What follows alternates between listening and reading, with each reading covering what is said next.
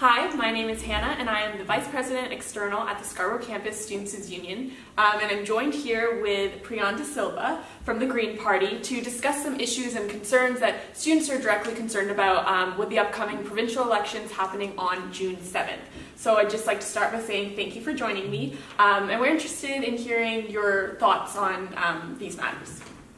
So just to start, we're going to be discussing a question on transit. So as you must know, Scarborough is a commuter hub, and students are constantly just on the go. As students, we struggle with transit because of unaffordable rates or inaccessible routes. So what does your party plan to do to address these growing transit concerns? Well, first of all, yesterday the Green Party leader, Mike Schreiner, announced that would be investing $35 billion into public transit and ensuring that 50% of the funds that are put actually go into the public municipal transit, so TTC, which is in Toronto is what we use.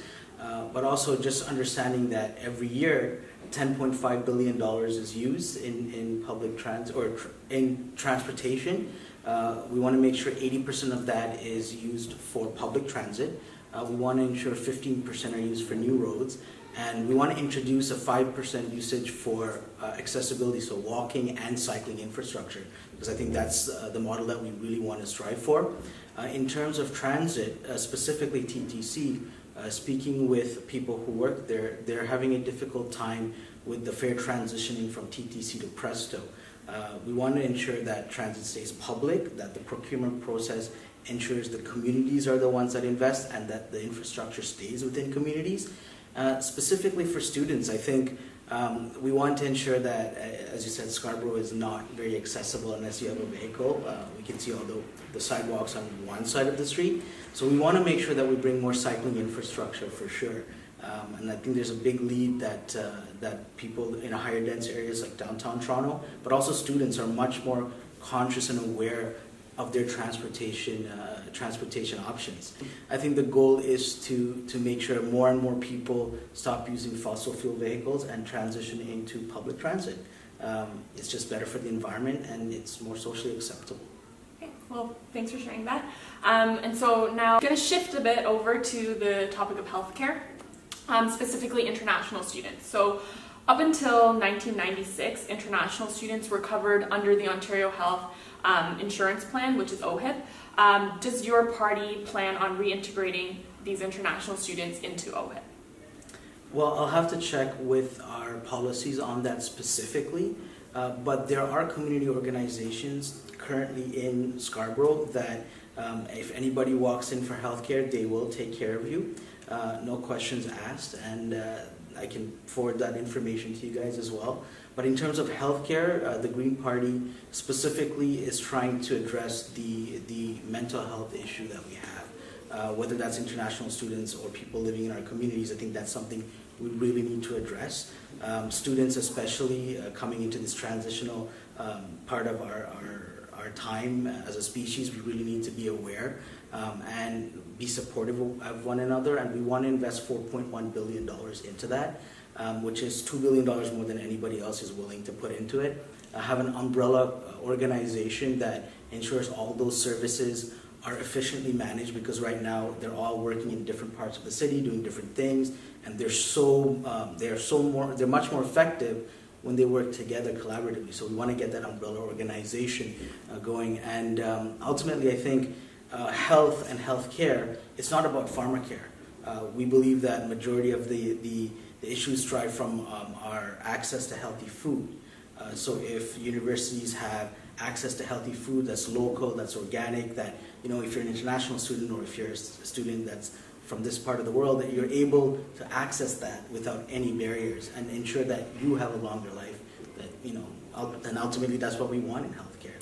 Okay. Well, it's interesting that you brought up mental health, because this next question ties right into that. So students, we're experiencing on campus increased levels of anxiety and depression, and that comes from all the responsibilities that we have, including the rising costs of post-secondary education in general.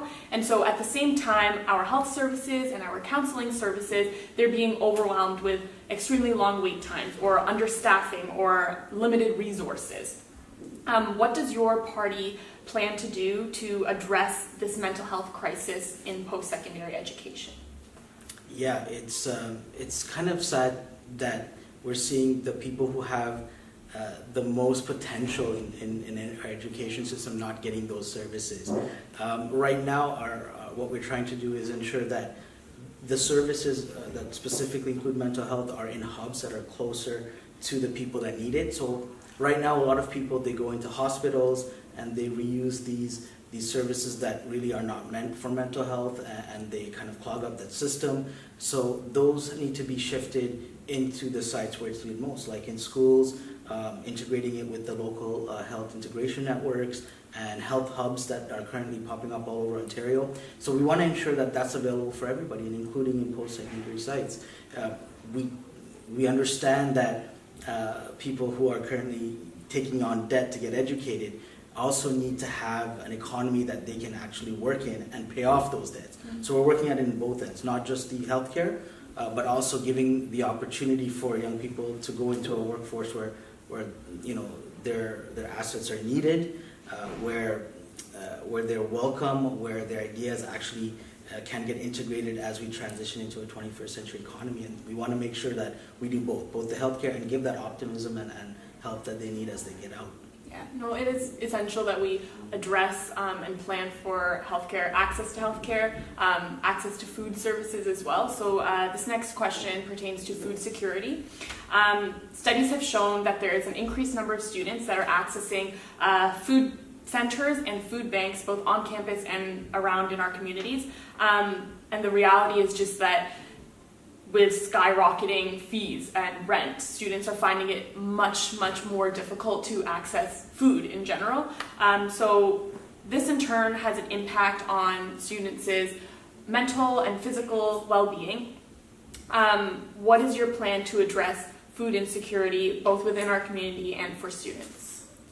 Well, I live in the Malvern-Morningside Heights area, so it's pretty close to Brookside where we are right now. And for the last 3 years personally, I've been trying to make sure that there's a local, organic, nutrient-dense food procurement cycle happening here, a closed cycle.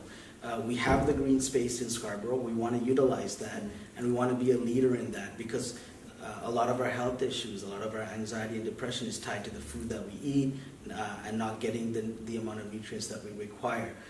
Ultimately, we'd like to see the people who have the green space utilize that to grow food locally. The closer your food is, the less greenhouse gas impact that has, and the more nutrient dense it is, the better it is for the soil, which is good for the ecosystem. It's great for everybody. I think one of my friends at a food table said it best. He said, food is magical, and it is. It really is.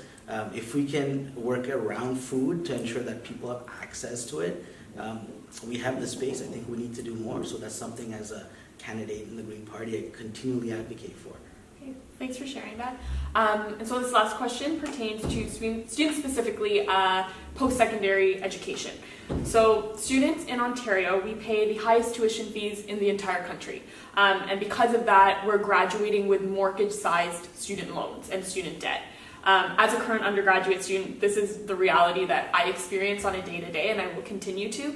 And so my question is, how does your party plan on addressing the rising costs of tuition fees and the crisis in post-secondary education?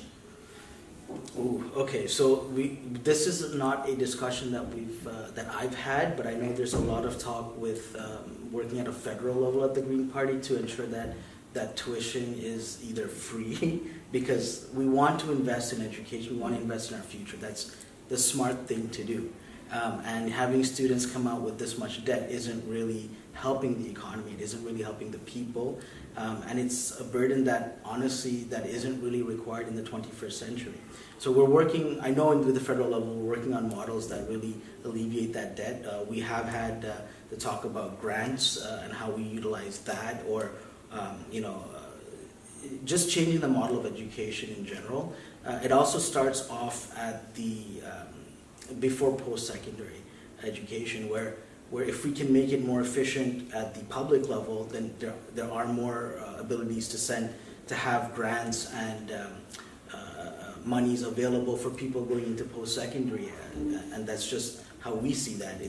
The system does need to change, and I don't think we all know that it's not the onus of the future generation to have that debt as a burden for them, because that's just not fair.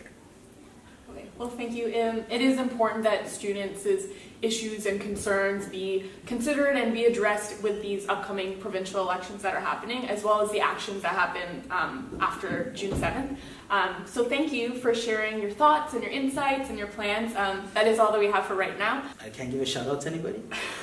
Who would you like to shout out? Well, I'd actually like to shout out to all the student unions that are actually doing this type of work, where it connects people that are working in the political realm and then being accountable and transparent to the future generations, because ultimately it is up to them.